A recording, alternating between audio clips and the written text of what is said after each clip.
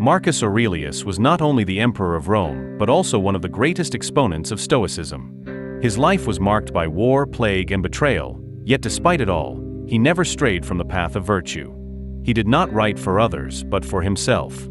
His meditations are the reflection of a disciplined mind, of a man who understood that the only way to find peace in a chaotic world was to master himself. While other rulers sought power and pleasure, Marcus Aurelius sought wisdom. His legacy is not one of conquests or monuments, but of ideas that remain relevant centuries later. To Marcus Aurelius, life was fleeting. Nothing we possess is truly ours, everything is borrowed from time. Youth, health, wealth, even life itself, are temporary.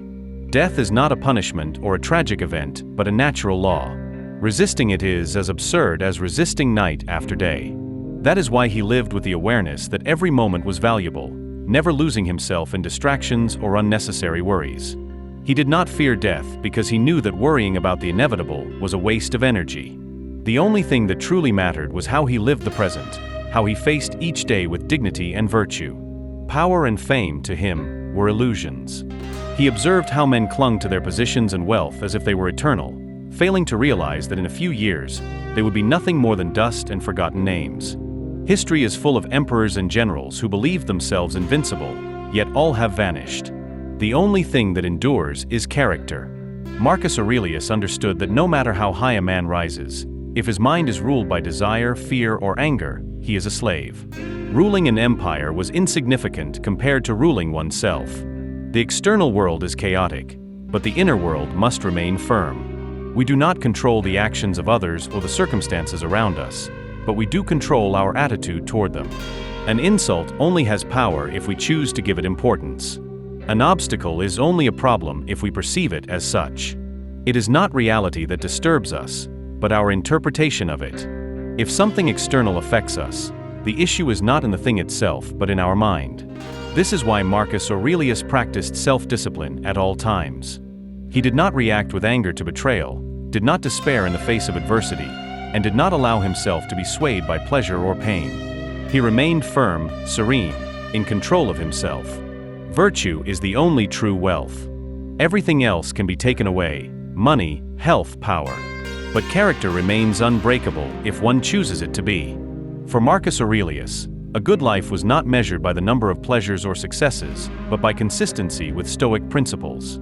Doing what is right, acting with justice, speaking with honesty, facing difficulty with courage, maintaining temperance in both pleasure and pain, these were the true conquests of a man. An empire may fall, but a steadfast soul remains intact. Time is limited and should not be wasted. People distract themselves with trivialities, worry about what others think, and let themselves be consumed by the desire for recognition. But all of this is useless. Marcus Aurelius understood that each day was an opportunity to improve, to live with greater wisdom, to act with greater virtue. He did not seek applause or admiration, only to do what was right, because he knew that the opinions of others are fleeting and meaningless.